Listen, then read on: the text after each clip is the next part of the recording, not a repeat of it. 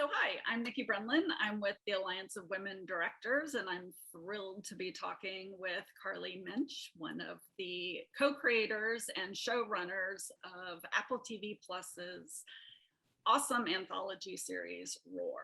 So hi, thank you. Thank you. So what I found fascinating, so many things, but let's just start with this. The book has about 30 short stories. So given that, what did you and Liz originally look for, or like initially look for when selecting stories?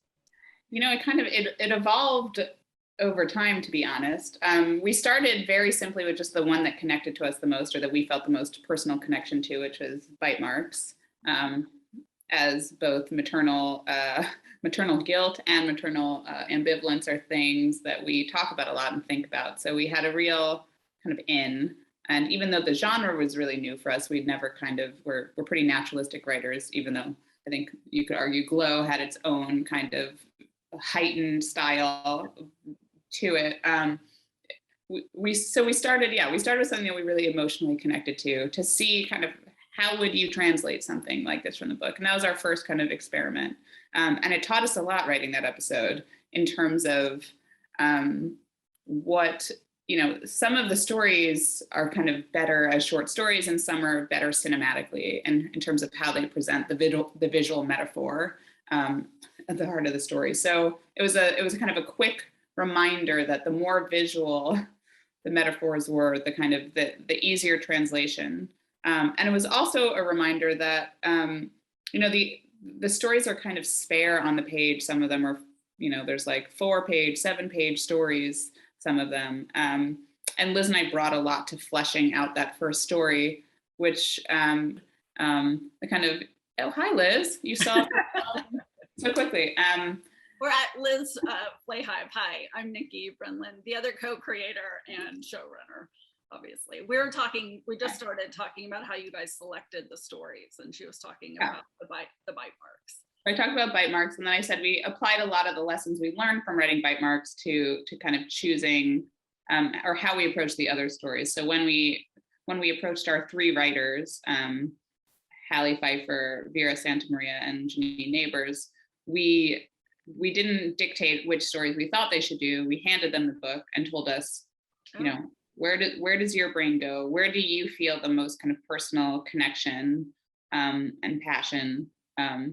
Just because when a story on the page is so spare, there's a lot of work to do for the writers. So I think after we wrote that first episode, it was a kind of a reminder of how much space there was for other writers, but also how much kind of you needed someone to drive emotionally the process, because they're kind of, sometimes they were just a visual, or sometimes they were just an idea or concept that didn't have a beginning, middle, end, or a character even. It looked like, because I read the short stories as well, and it looked like the one that, correct me if I'm wrong, changed the most was the woman who disappeared, or slowly disappeared.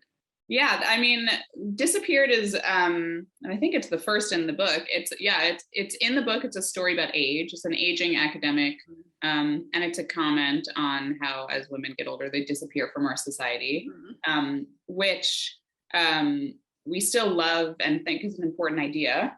But what again was kind of exciting and intriguing was that when we handed this book to all of our writers, Janine turned around and said, I also really connected to that story. And, Janine's a lot younger, but I actually connected to it kind of in a very different way in terms of race and how Black women disappear from society. And we were excited to see how you could kind of take a visual and a concept and completely, transform it to mean something else, which was, I think, a lot of our members are storytellers, and I have spoken with several of our women of color storytellers who felt very similarly to how Issa Rae's character did. I thought it was a really powerful and poignant one. In terms of putting it together as a series, you guys obviously come from episodic. Liz, I know you wrote Adult Beginners, which was fantastic, but you've been living in the episodic space. Episodic TV is, I would say, our creative Yeah, and that's obviously more of a group thing. So I'm wondering, in terms of, was there a group discussion once you had the three other writers in terms of finding overarching themes or a through line? I think Carly and I sort of stepped back initially and made the decision that, this wasn't going to be a show where there was a character that you followed through every episode, that we were going to allow, and the same, like the joy of reading that book is you have all these sort of different women smashed up against each other in different, different ages, different races, different stories, and the sort of the magical realism, or was really I would say the through line in the short story collection.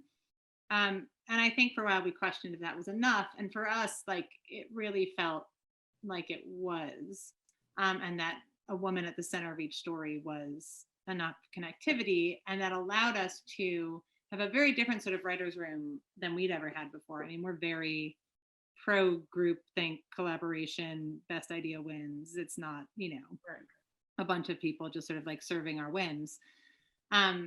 But I think with this, what was so cool is that it allowed it to be a lot more intimate in terms of the writing process. It was just us and Janine, or us and Hallie, and us and Vera, sort of a three person writer's room, when we had another writer, and otherwise it was me and Carly. And all the writers read all the scripts, but we didn't break them as a group. We just broke them individually with those writers, which was really great, actually. And it allowed for like a real focused conversation. I think it allowed for like a different kind of ownership in terms of those episodes and ideas, and the fact that in particular Janine and Hallie went so far afield from the source material was so cool.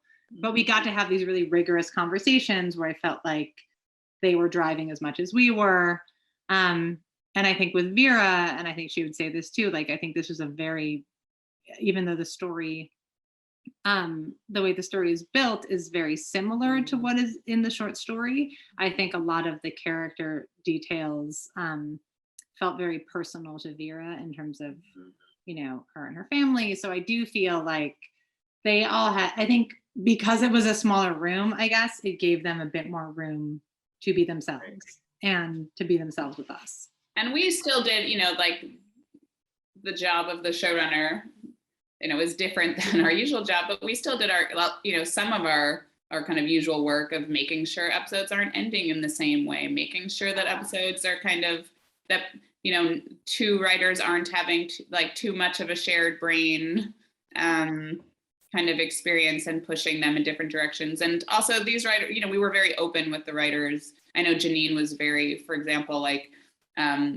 she was very active in kind of making sure her episode, she knew that Bite Marks also was about a Black woman, and she wanted to make sure that kind of, the two episodes weren't kind of ever kind of dropping into some of the same commentary or tropes. And she was kind of always, she read it, she was, very forthcoming with us.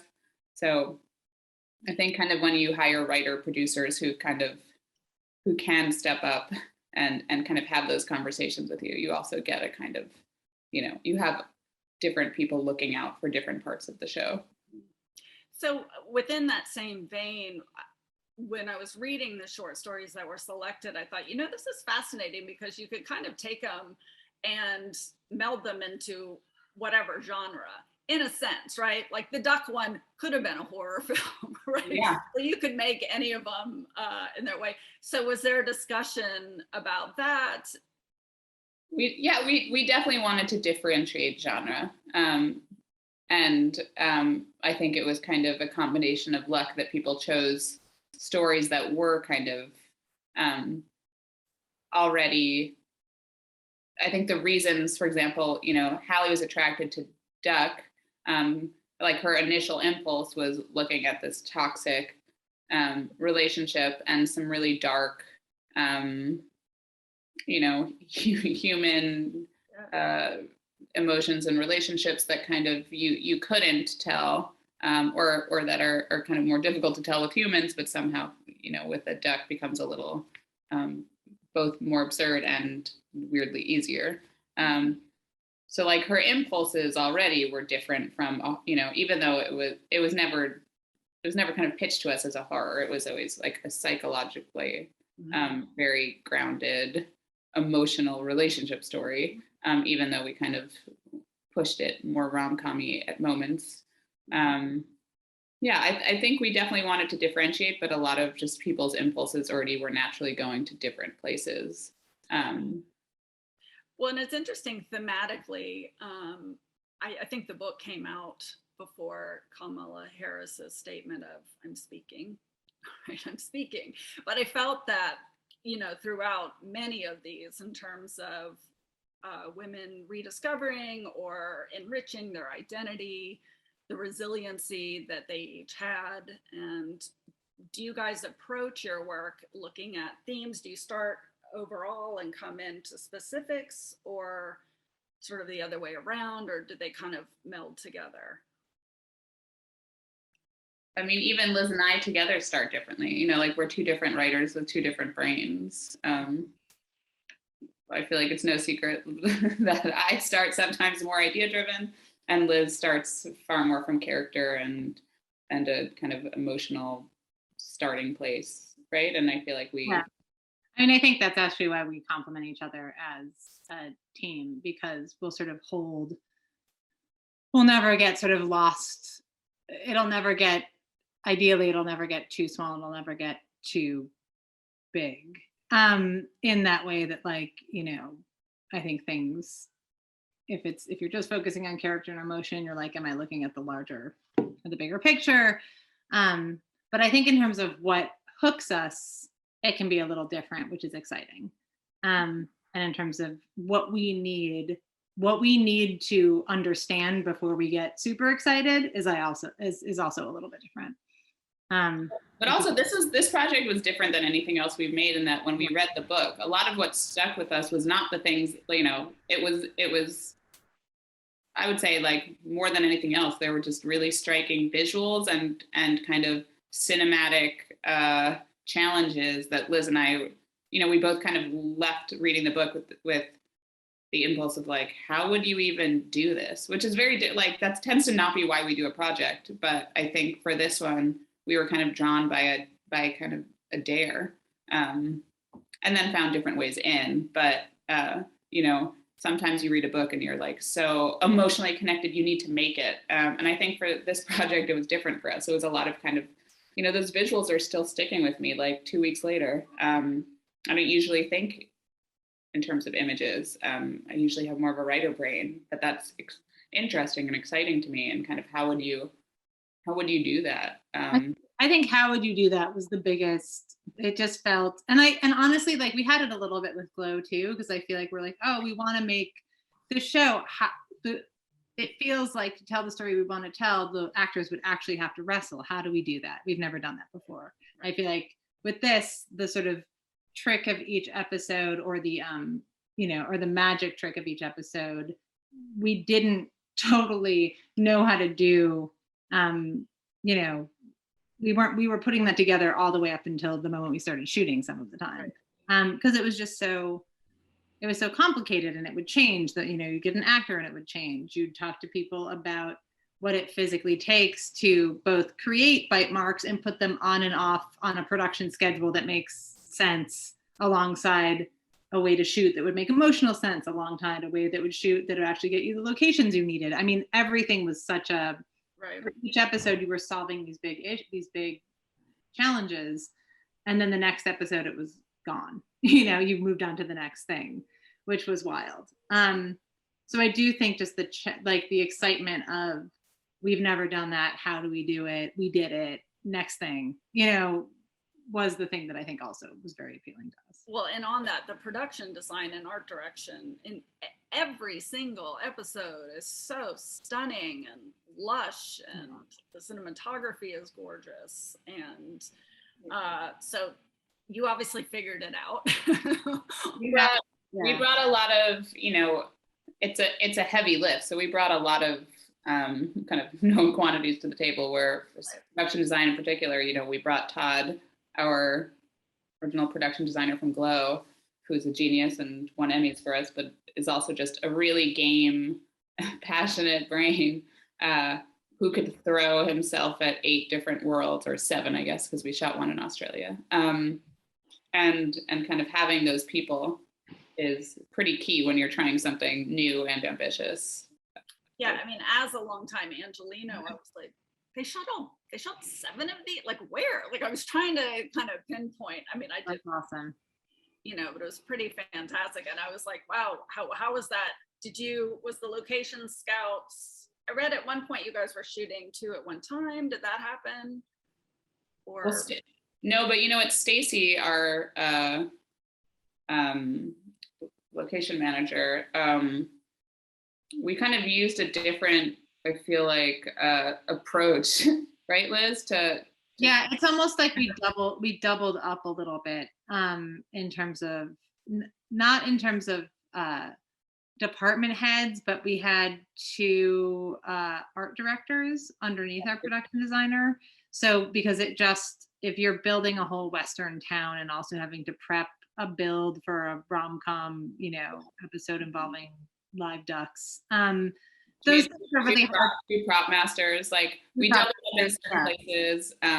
We built out the departments so somebody was able to shoot the you know, that prep could actually almost, like, we still got, it was like by the skin of our teeth, but it was, those departments were sort of built differently in order to support how quickly we were making very different things.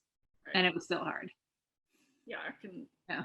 don't know. So obviously I'm from Alliance of Women Directors, so we love that there were 8 fantastic stories that women and gender non-binary persons could direct.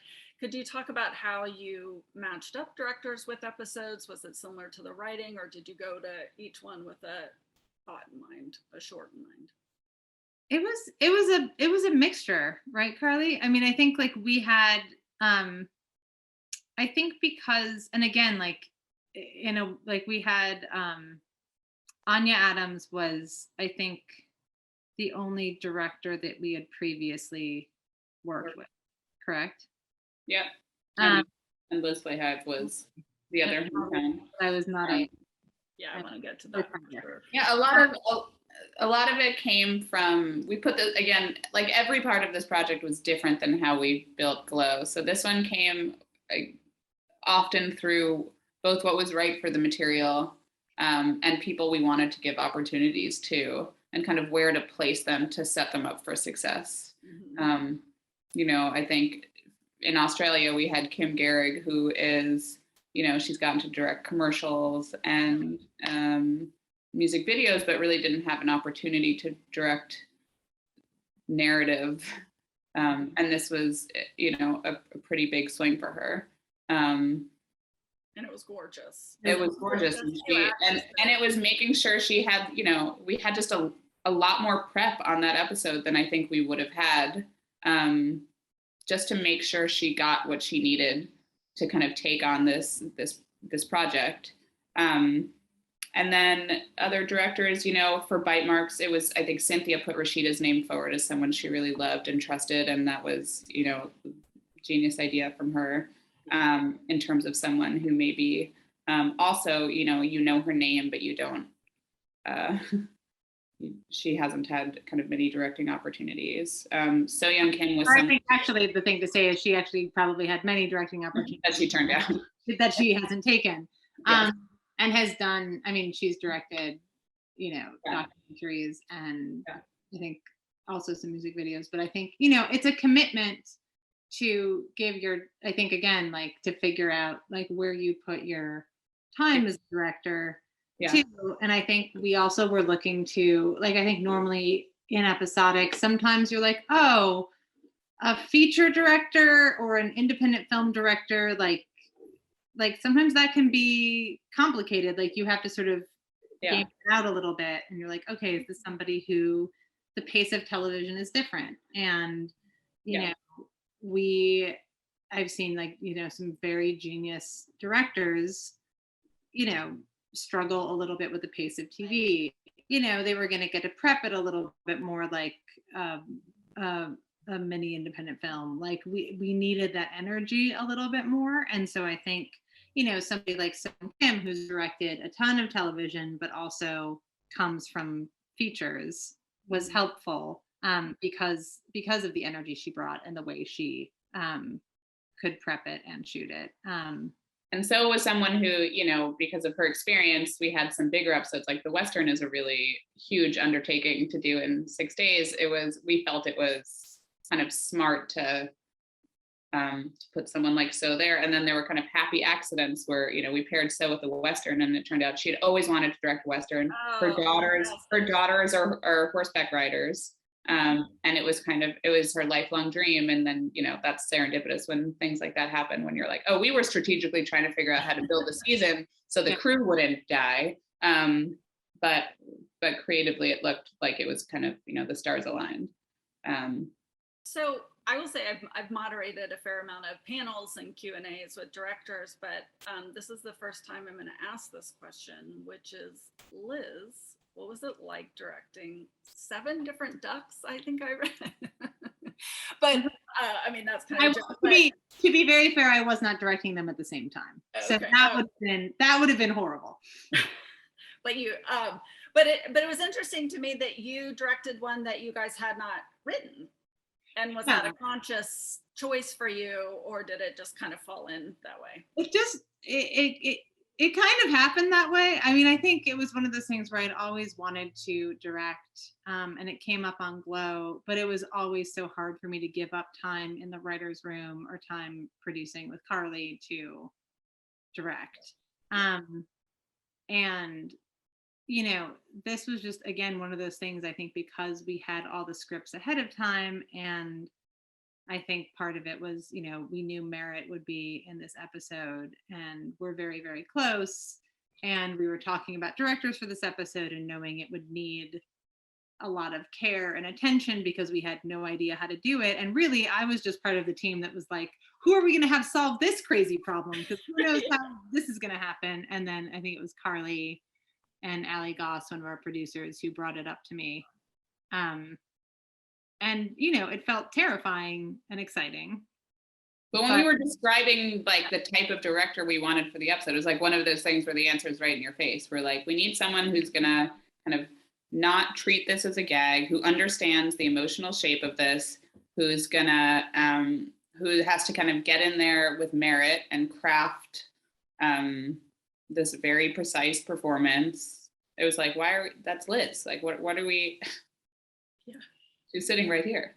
I'll also say, I think it was another serendipitous thing that it was one that we didn't write, because then I couldn't every scene bother Liz with a note and an opinion. So I think it kind of serendipitously worked out better that I couldn't. I took a lot of perverse pleasure in interrupting her every once in a while, saying, sorry, director, I do sincerely have some notes, but I think it was great that you started not on one of our scripts. I agree. Yeah, it's so fantastic. Do you have plans to direct more? Did it? I unfortunately loved it. It was, and of course it's I have 2 kids, and it's the only job that makes me even less available to my kids than the job I am doing now.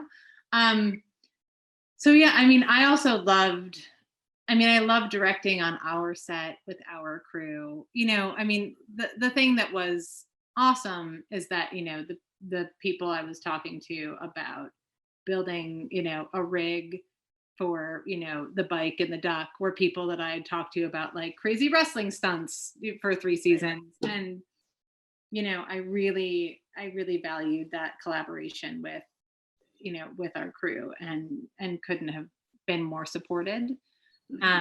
So I think I would love to do it. I think I will also choose my, choose wisely, because it takes so much. It just, I was so happy and exhilarated, and I was a true ghost to my family. So you just, I think you have to check out, and it's what it requires it of you. I think, it's so fun to be that alive and present and on set. Like nothing made me, and I haven't been that like energized in a long time. Fantastic, yeah. But it's like, it's one of those things where you're like, you look at it and when I think about how and we had talked about this at Glow, but then just like feeling what it actually takes in terms of brain space. I remember, Claire Scanlon, who's awesome, came to direct on season 3 of Glow, remember? And she had just had her second kid. And she's like, I really don't want to miss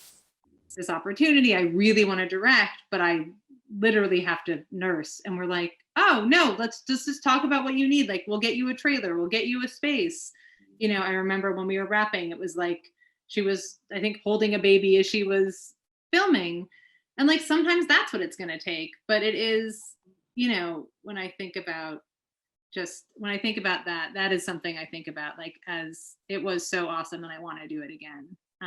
But it takes a lot to do it. Well, and that's why it's so important that we have more women identifying showrunners and executives and people that don't ask you to wait the 15 years until your kids are grown to do it.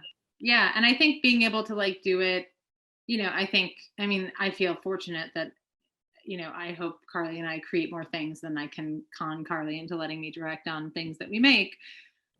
But, I think that's, I think a director who isn't a writer or a showrunner, like it's such a journeyman or journeywoman kind of a existence. So I think I'm fortunate in that, like, hopefully I'll still be able to create my own opportunities, with Carly to do it.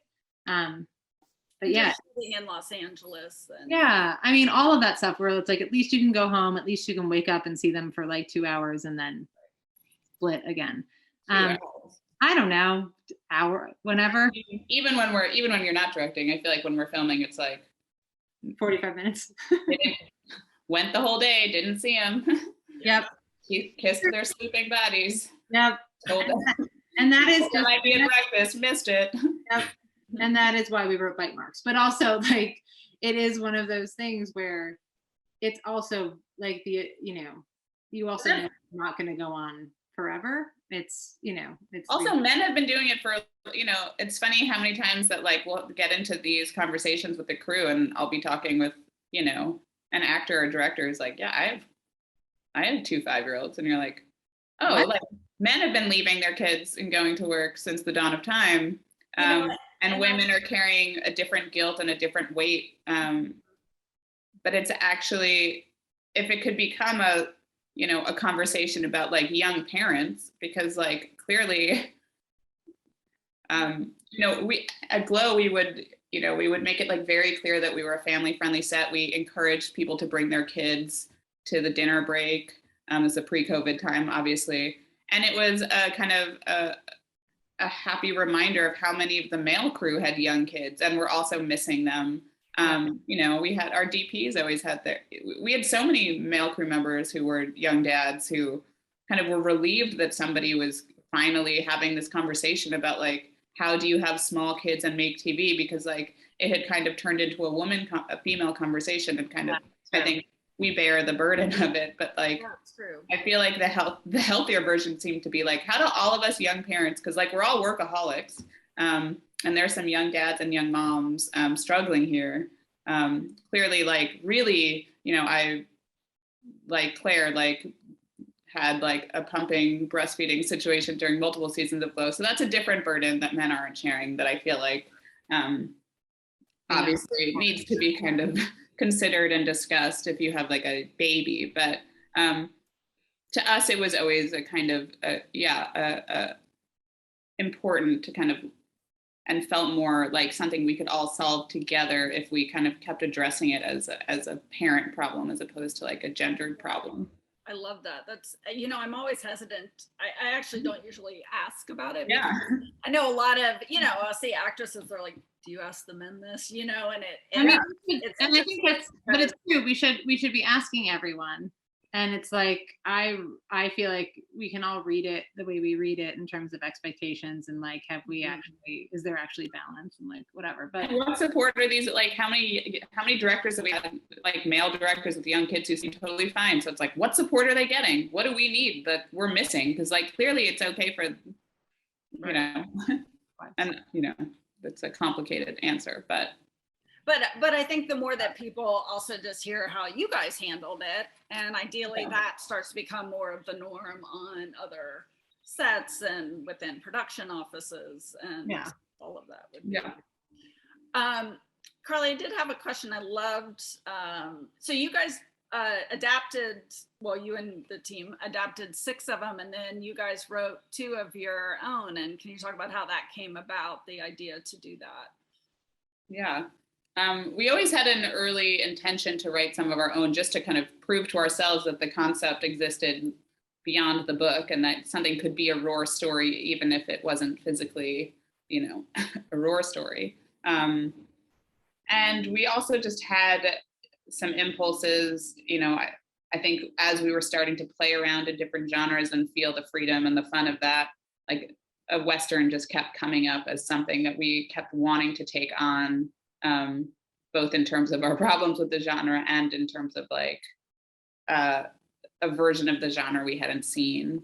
And just because there was no Western in the book didn't mean we, you know, wanted to feel limited by that. But we did have a lot of conversations about, again, what makes a roar story. And I think what was freeing for us was kind of the more we defined it, the more kind of open it felt, in terms of like, we wanted there to be kind of something that we were subverting or taking on that's a trope, either, you know, in the culture or just to kind of to twist something on its head that, and I think these are kind of our early impulses for the Western. We're kind of like tropes, subverting tropes. I think also playing in what is still traditionally a very male space. Mm-hmm.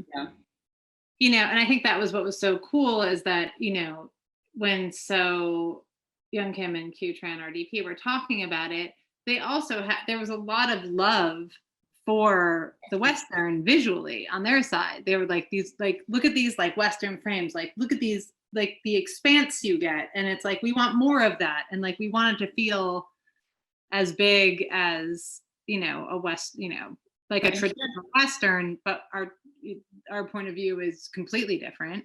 And you're looking at maybe like a traditional kind of Western frame. Like I remember we were talking about, you know, also like the lighting, it was really exciting to them, you know, actually doing, you know, period specific, you know, Western lighting, which was so cool.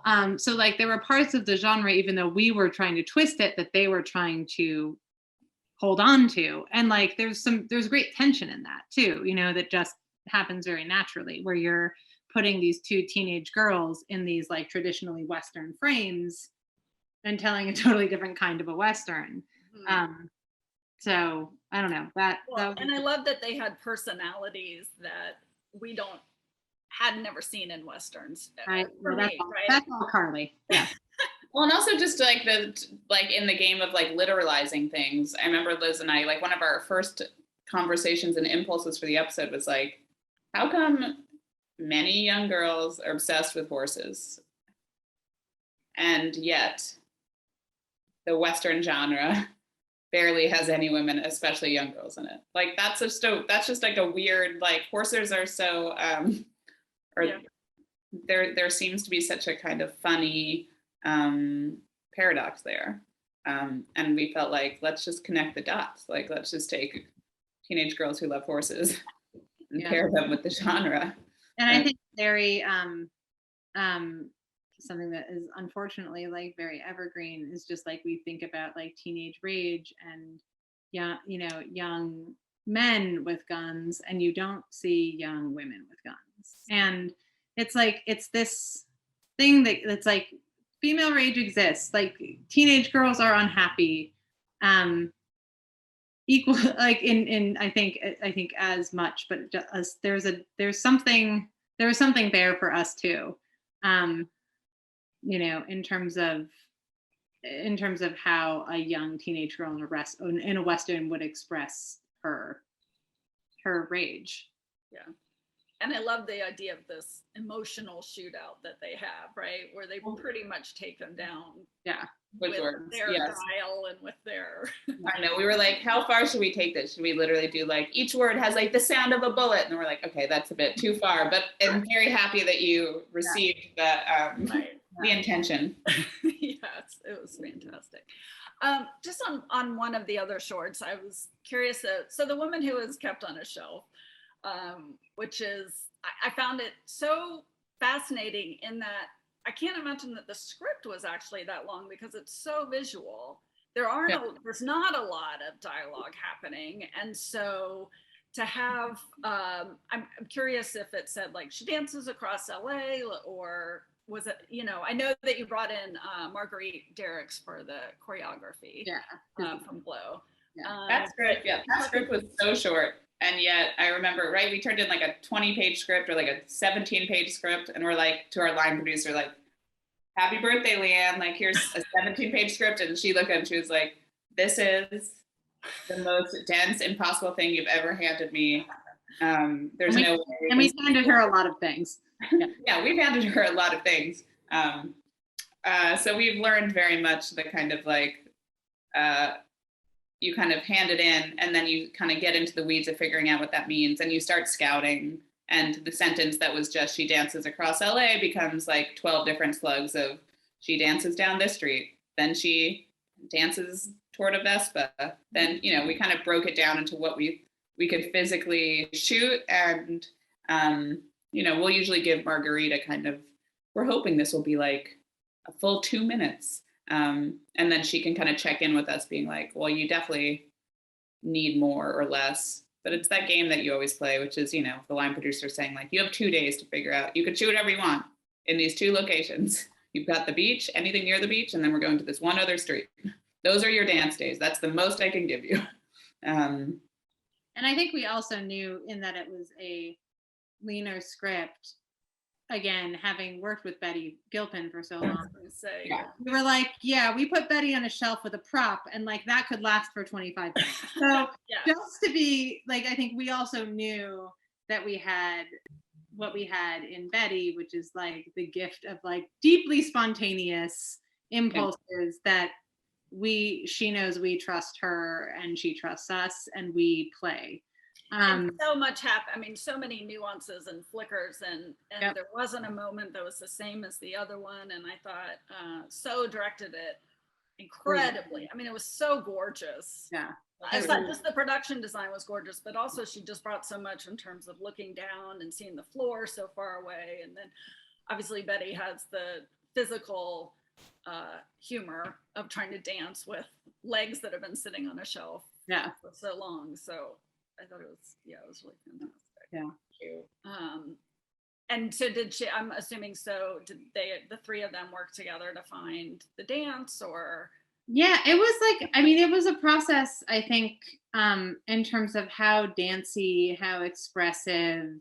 Carly and I had different feelings about it. The thing that was actually so cool, and I am like a little bit more of a dance nerd than I feel like you are, is like because of COVID, we hadn't been in like these sort of communal performance space. Like we're theater people, we go to theater.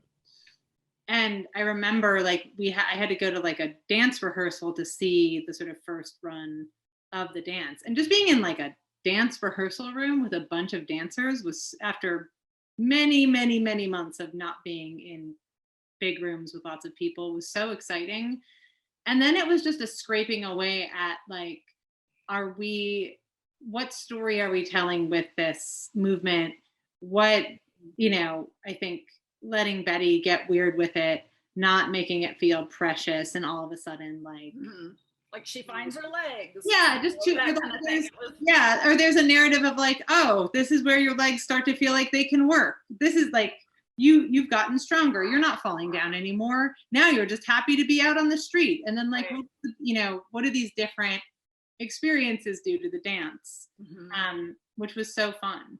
So it all came from character, and then in terms of like tone, wanting to make sure we had somewhere to go, so it wasn't just like she gets off the shelf and like it's it's just choreography. Like it needed to be an expression of character. So that was a lot of what we played with. So just wrapping up, I feel like Hollywood rolls in some trends, and I feel like we're pretty deep-seated in a limited series trend right now. And so what I really appreciated about this was that Apple looked at it and said, no, we'll do an anthology. We don't need to take one of these stories and make it, one story into 8 episodes. So I love that they really supported this project. But all of that snark behind me being said, do you guys have interest in doing limited series or features, or are you feeling pretty? Oh, no. I feel like TV world. That's funny because I consider limited TV world, but now I'm sorry, but I meant just the longer, the 5, the more traditional versus. I mean, we're people who, we've already hopped the barrier from theater to TV. It doesn't feel, I think maybe like theater people don't see the boundaries as firm. Some ideas are better as a movie, some are better as a play, some as a TV show.